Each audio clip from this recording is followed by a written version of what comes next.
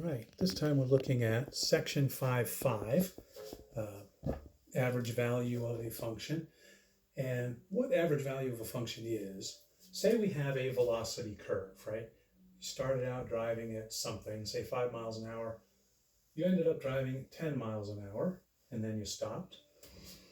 Well, you have a variable speed over the duration of your trip, but you did have some average speed for that trip, which is going to be between the lowest and the highest speeds there, maybe something like that.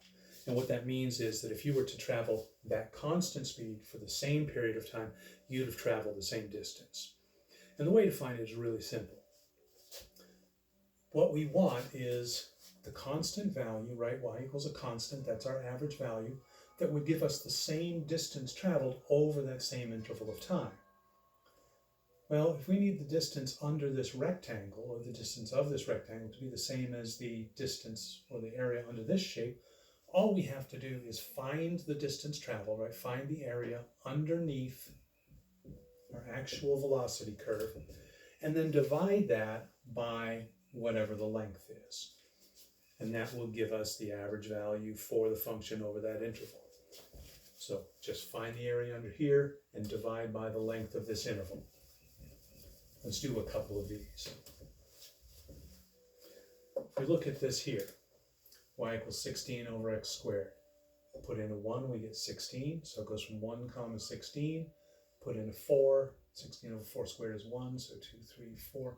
We're down to 1, and we've got ourselves some sort of a quote-unquote triangular region.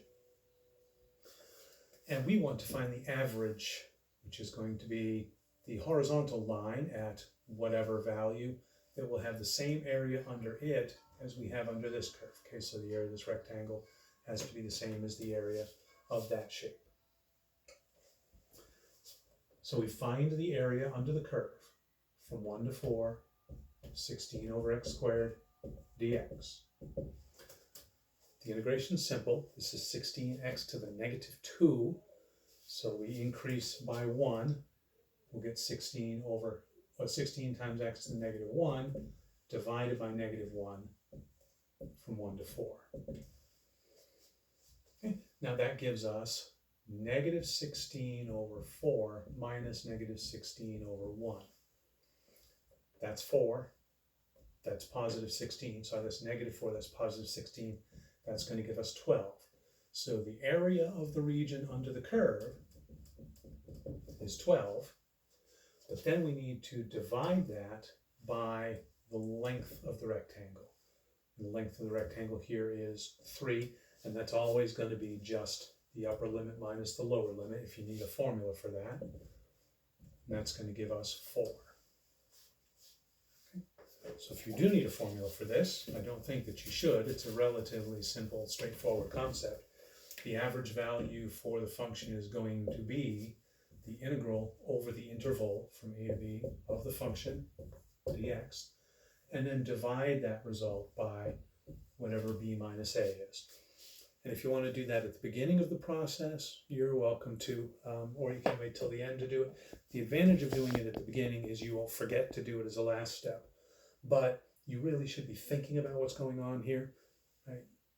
If you look at the shape of that graph, it's pretty obvious that the average value over that interval wasn't 12. That's far too big. So hopefully you remember to check for reasonableness and remember to do that division at the end. Let's do another one.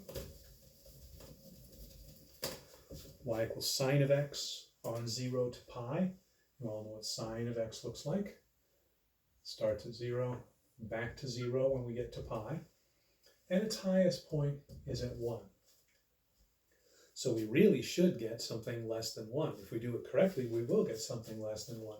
And remember, what we're looking for is the horizontal line that makes a rectangle that has the same area as under the curve.